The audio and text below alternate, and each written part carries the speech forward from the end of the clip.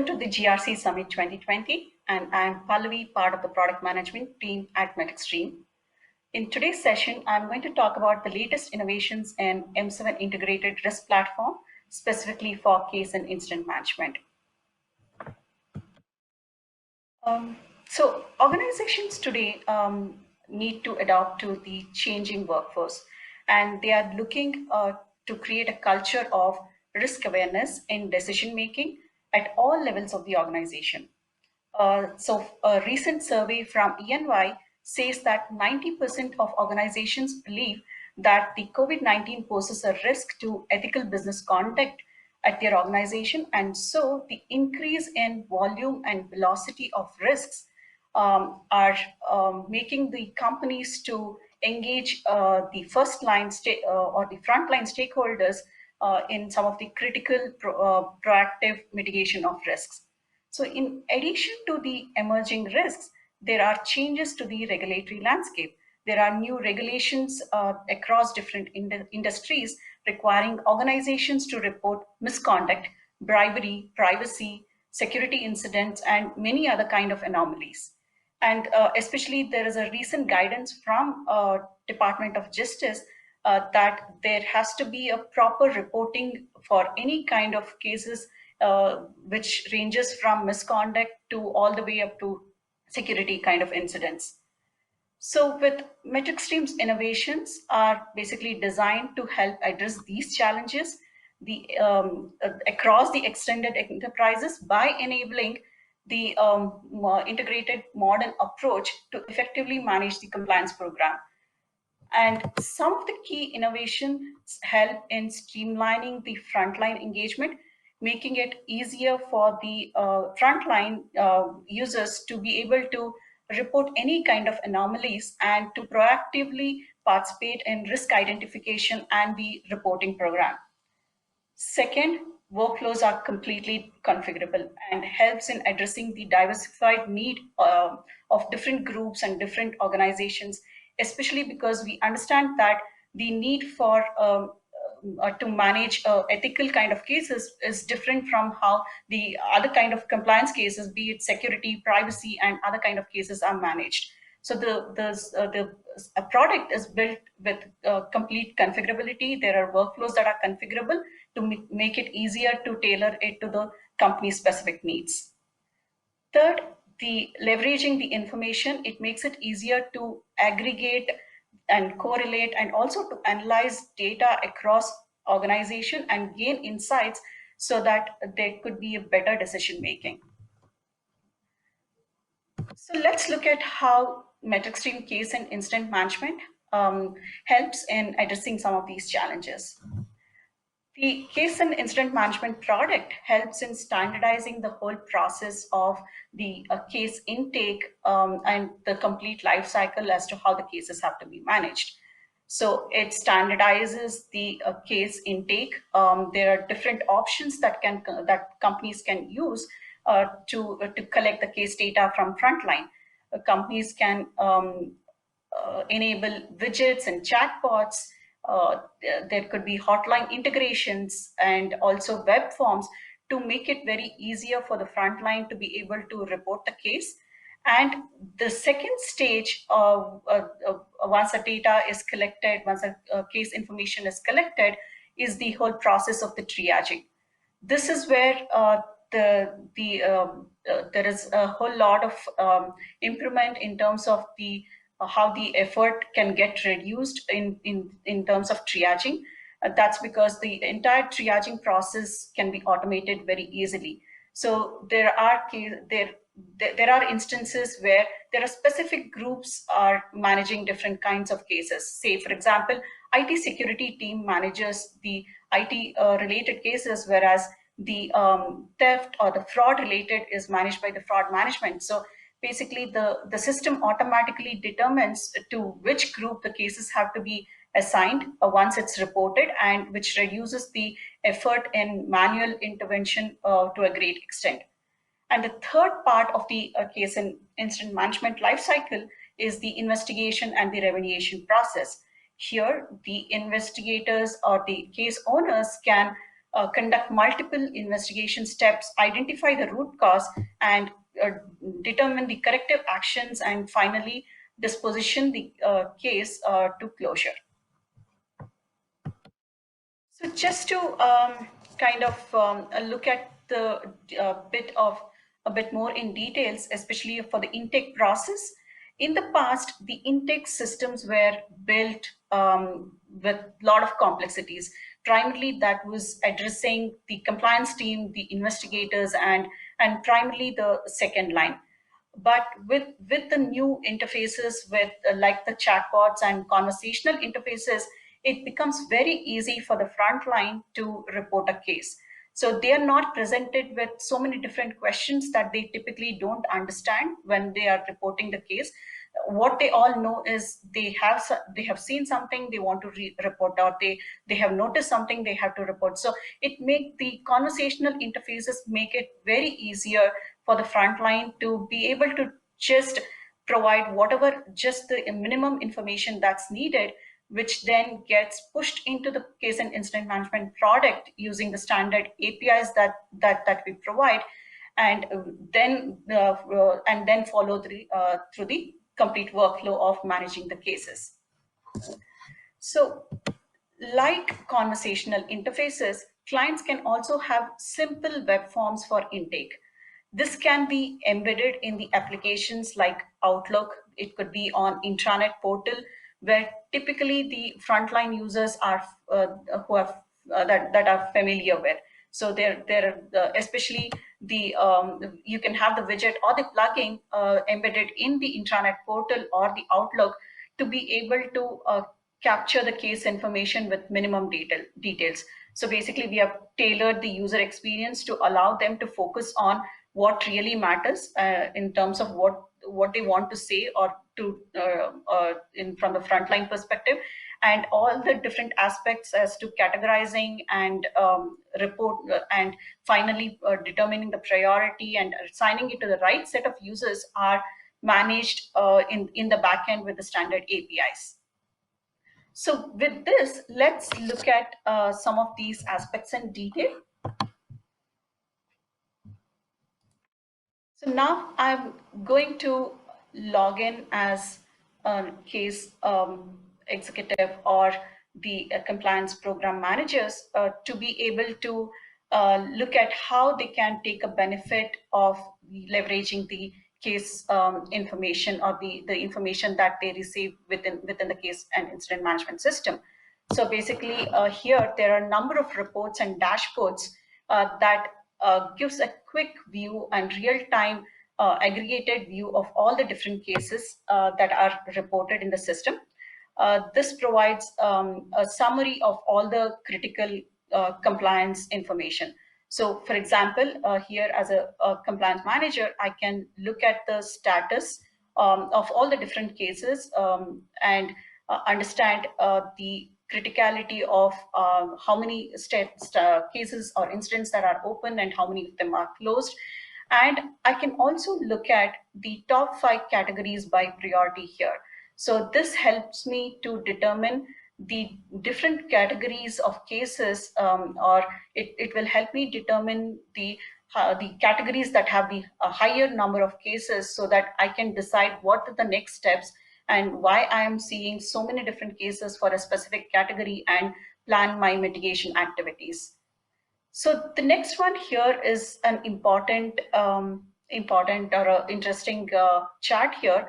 This provides me a percentage of the cases in terms of how many cases have been reported, which has allegations against a set of people, or against organization, or it could be any other category. So I can still further drill down and look at if there are cases that are reported against a specific person more often, right? So I can look at if there are multiple cases that are being reported on a specific user, so that I know what are the next steps, if there are some mitigation steps or any corrective actions that I need to take on the specific person who has the highest number of cases or the allegations reported. So Similarly, I have the status dashboard where I can get to see the status of various different case information. So I have the open cases here, which helps me to determine how many cases are open for a week, how many of them are open for 15 days, and how many of them are open for more than a month, so that I understand what's blocking the case in terms of closing it. So I can plan the mitigation steps in terms of if the investigators or if the case owners are burdened with too many cases, so how do I change the allocation as so that it can be closed quickly. So likewise, we have this overdue investigation, and as a compliance manager, I can look at how many investigations are due for more than 7 days or 15 days or 30 days, and look at if there are certain specific reasons why these investigations are held up. The next one here that we have is an interesting one again, like the cases reported, new cases that gets reported per month. I can view this in line with how many cases are getting closed per month. So if there are more number of cases that are getting reported per month versus the number of cases that are getting closed per month is comparatively less, then there are certain things that I may have to take care, and I can drill down and find out further details on why certain cases or incidents are not being closed. There are a few other charts that help me to look at additional data. So here we can, I get to understand the case or incidents by channel. So I can have the cases or incidents reported via different means. It could be through web form, it could be through hotline, it could be via chatbots. So I can basically assess how many channels are really being utilized. If there are some channels that are not being utilized adequately, so I can take further action to fix the issues. So with that, basically, I will jump into the aspect of how the cases are reported and how the cases can be remediated within the system. So let me now log in as a user who's a frontline reporter.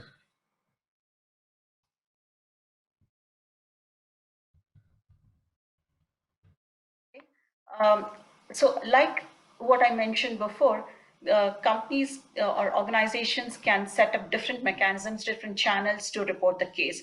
So there are channels like hotline, it could be web forms, it could be the chatbots and other widgets. So if a reporter wants to log a report or sorry, log a case or an incident, we can use the application. So I'm the reporter who wants to log a particular case or an incident, and I can just use a simple web form that will allow me to capture some basic high level details of the case or incident. So I don't have to worry about filling up too many different fields. I just need to provide the summary of the case and the description of it. If I know, I can provide the category of the case, and then finally, I can also log or report a case on behalf of somebody else. If I'm not the person who noted it, but I get to hear from somebody and then I want to report it, I could do that as well. And this form is completely configurable, especially because there could be different requirements or different regulations that are applicable for a specific geolocation or because of a specific regulation, and it may ask the reporters to capture additional details. So this particular screen can be completely tailored based on the specific customer's need and based on the specific regulations and the policy. So once the case reporter has reported the case, then the case gets automatically assigned to the respective group. So there is no manual intervention, and in case if a particular client wants manual intervention to determine who should be owning the case, even that's possible, but most preferably the system will automatically determine who the case owners are. Sometimes the case owners could be from the business. Sometimes it could be from the second line, or it could be a joint ownership between the business and the second line. So depending on the requirement, the case owners can be determined automatically. And here I have a task as a case owner. I have been assigned a list of cases that I need to work on. So in this particular case, I will start documenting all the different information that are needed in order to start remediating the case. I would have the option to go and document all the allegation details. So based on the information provided by the reporter, I would go ahead and add the details of the allegations that made by the reporter. I can also add any kind of witnesses that I know about this particular, I have about this particular case. So the witness can be either internal, or it can be even the external users. And if it's external, it would capture the name of the person. It could be the organization in which the witness is working. So there could be some additional information about the witness that can be captured here. The witness information is the one that typically used for investigation. So this witness information comes in as a very handy information here. And then we have the impacted areas. So when I'm looking at the case details, when I'm analyzing the case, I may figure out that because of this case, I may have some kind of penalty or some kind of regulatory fine that I need to pay to the regulator. So I can document the financial impact information. I can also document if there are any set of people who are getting impacted because of this case or incident. So similarly, there could be an impact on the reputational risk, or I may just want to capture the different compliance requirements or the compliance area that are getting specifically requirements that are getting violated because of the case. So I'll be able to capture all this information so that I can, this can be easily used later from the for further insights and analysis. And the main part, as part of this as part of remediation process, even before I start the remediation process, I have the option to define the confidentiality. So the case and the incident information are much more confidential in nature compared to many other components within the application. But so this helps me to define the confidentiality for this particular case. I can define, I can restrict the access to this particular case to a specific set of users. It could be to a specific organization. Within a specific organization, it can be restricted. So this helps me to ensure that the case information are not exposed to everybody in the system who have access to the system. Instead, I'm giving access to only a specific set of users. And the investigation is one of the key aspects in order to remediate the case. So as part of this, I can use an existing investigation to speed up the process, or I can create a new investigation steps. And there could be multiple investigation steps or tasks that can be conducted, and these can be assigned to different set of groups. So the investigations can be again internal or external. You could also involve external parties to perform investigations. So let's look at how the investigations can be conducted. Let me log in as an investigator who has to work on this particular investigation. So when the investigation tasks are assigned to the investigators, there are email notification that will let them know that these are the investigations that are assigned, that have been assigned, and this is the due date, so that they can plan for the investigation task appropriately.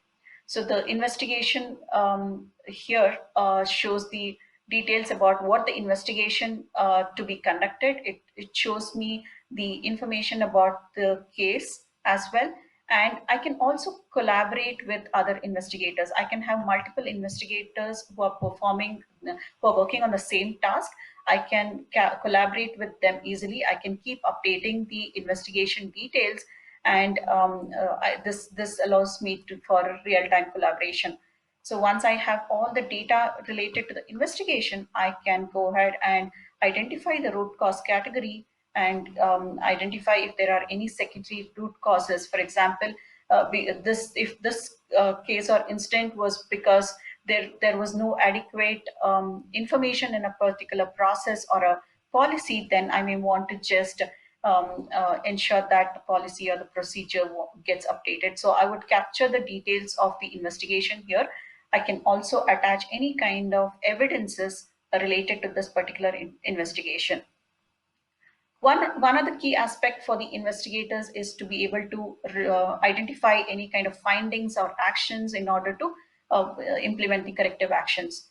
But the ultimate decision lies with the case owner to decide what are the corrective actions. But these are some of the findings or actions that can be suggested by the investigators.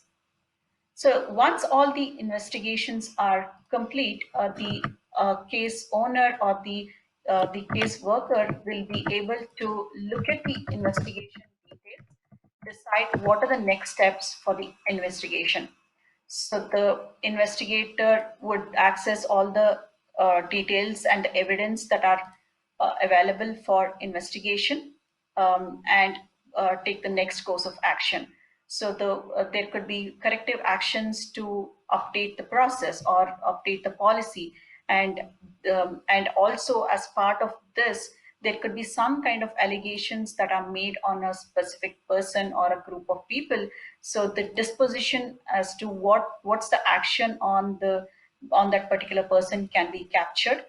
It could be as simple as sending out a warning letter. It could be a financial penalty, or in the worst cases and severe cases, it could be dismissal from the company. So all these are configurable based on the customer specific use cases, and the details of what's the disposition, the details of the disposition can be captured here. So with all this information, the case can then be assigned to the approvers in case if there are some additional approvals are needed, and finally the case owner can close the case with appropriate evidence and documentation. So with this, we'll move to the last part, which is primarily the configurability, which is one of the key aspects of the product. So we basically understand that there are different groups have different needs. So there are legal teams that have a specific need in terms of how they want to manage the workflow. The compliance team could have a different way to manage the workflow. So as part of the new product, the workflow can be completely configured. So with simple rules, I've logged in as a business admin here. With simple rules, I can go ahead and disable any specific stage that I don't need, or I can go ahead and add a simple a stage which for which I need additional approvals.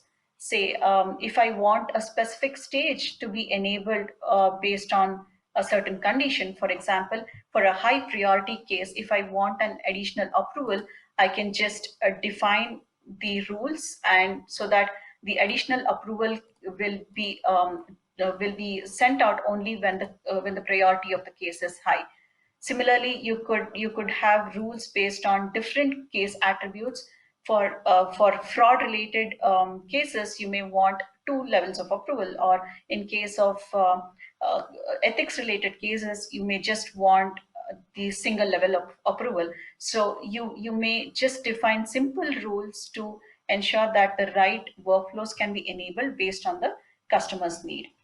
And especially this is very helpful because as and when there are changes to the regulation, as and when you update your processes, update your policies as to how you want to manage the case workflow or the case life cycle, the business admin can can use this simple configuration to turn on or to add any new kind of workflow changes. So with this, now let's look at some of the key business values that the product provides. Right. So basically, with all the streamlining with in terms of how the cases are handled, the product helps you in strengthening the program, especially because there are so much of data that's gathered in the system. You can leverage the key insights from the case management program to look at what are the risks that potential risk, and ensure that you have the appropriate mitigation steps in place. So you can reduce any kind of potential risks that you foresee from the case or incident information. And you're also improving the executive oversight because they are able to get access to all the key information that they need for decision making. And of course it brings in agility as well, because we are simplifying how the cases can be reported or how it can be reviewed, ensuring that having the only the right set of stages or the right set of steps for each of the different category of cases and incidents. It helps in reducing the overall case closure time. So with this, hope this you found this session helpful, and I would urge you to look at some of the other innovation sessions as well, which could potentially benefit you.